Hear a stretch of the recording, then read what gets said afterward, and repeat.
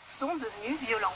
Donc minimum de base, vous nous dites, on ne marche pas tranquillement dans une classe et on n'évolue pas tranquillement dans un établissement scolaire, même quand il n'est pas dans une situation sociale difficile. Mais disons qu'il y a de moins en moins d'établissements où il risque de ne rien se passer dans la journée. Alors, Claude Barthelone, vous avez remarqué qu'il y a une échelle dans la gravité de ce qu'on décrit et que tout n'est pas... Voilà. Mais est-ce que, je vous ai bien compris, et est-ce que vous nous dites aussi que, quelque part, il y a un sentiment d'impunité qui fait que même sur ces petites choses que vous décrivez, mais qui ne sont pas normales, voilà, on a pris les habitudes et qu'on n'est pas du tout prêt d'en changer.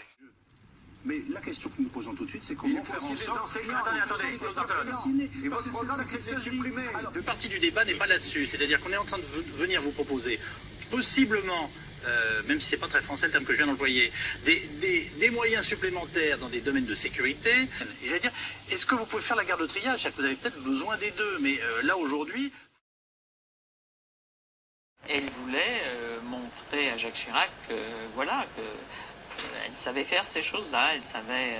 Un regard très dur et assez indifférente à, je dirais, ce qui se passait autour d'elle. Voilà, c'est très fugitif. Le dictionnaire amoureux des dictionnaires sera d'ailleurs, il viendra le présenter à la Charité, voilà. L'année prochaine. Sur le mot de cette année, ce qui est intéressant quand même, Marc Le Carpentier, c'est que les mots qui étaient proposés, c'était quand même beaucoup de mots du champ économique, alors que l'an dernier, les mots étaient ceux du champ politique. Voilà. Il me semble que l'an dernier, c'était Bling Bling, voilà, qui avait été le grand vainqueur. Voilà, entre tape à l'œil et Bling Bling, on avait beaucoup hésité, mais finalement, Bling Bling... Sur France 3 et sur France 2...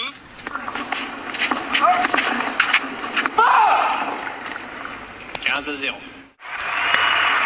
Mais voilà, Jo, ça doit pas lui plaire énormément ce temps, parce qu'il n'aime pas beaucoup le vent, lui qui a un lancer de balle et un service très précis, et forcément il y aura un moment pour lui de tension au début. On ferme quand même la fermeture éclair, voilà, pour que ça soit plus élégant. Il y a une question quand même, la clé. Ça me va pas. Et la raquette. Donc la raquette, je vous conseille vraiment de tenter votre chance, parce que c'est une raquette fantastique. Ouais. J'ai eu l'occasion de taper la balle avec. On a beaucoup de contrôle, Laurent, avec. Sachez-le. Ah, non, mais elle est formidable. Donc pour votre revers, c'est très bon. Quand on la tient comme ça, ça donne envie d'y aller tout de suite, là. Mais bon, on a d'autres choses à faire. C'est quand il y a une dynamique positive, et à mon avis, c'est plutôt ça. Oui. Bon, on a pu s'entendre sur Roger, on va dire, pour cette raison-là, dans la bouche de sa maman. Merci.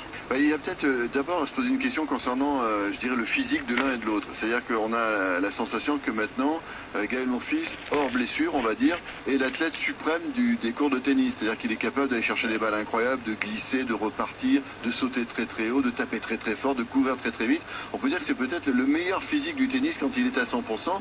C'est un peu ça, c'est-à-dire qu'il va falloir effectivement gérer l'événement. 15 000 personnes sur le central, mais des millions de gens devant leur poste pour soutenir Gaël. Gaël le sait. Je dois s'incliner en finale, je dirais.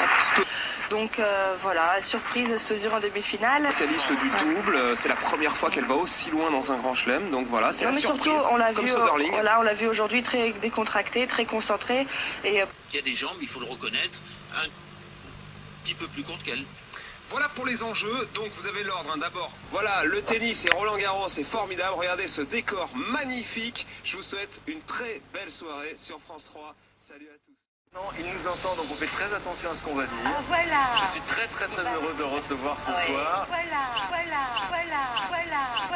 Alors voilà, du PIB qui lui croît éternellement, et l'indice de satisfaction de vie qui à un certain moment donné est complètement décorrélé du PIB, donc qui finit par stagner. La France a un indice de satisfaction de vie qui, je crois, est autour de 6 sur 10 depuis 20 ou 30 ans, donc malgré la croissance économique qu'on a pu connaître. Se mettre à parler de l'empreinte écologique, qui est l'indicateur qui nous intéresse ce soir. Voilà, Mathis Wackernagel et William Rees. Oui, tout à fait, ou le développement durable, on revient en tout cas sur la notion de durabilité, devient incontournable du fait de la conférence de Rio, le sommet de la Terre. Et l'idée un petit peu de Mathis Wackernagel et de William Rees, c'était d'arriver à créer un indicateur synthétique. En gros, voilà, si je simplifie, c'était un petit peu le projet à l'origine.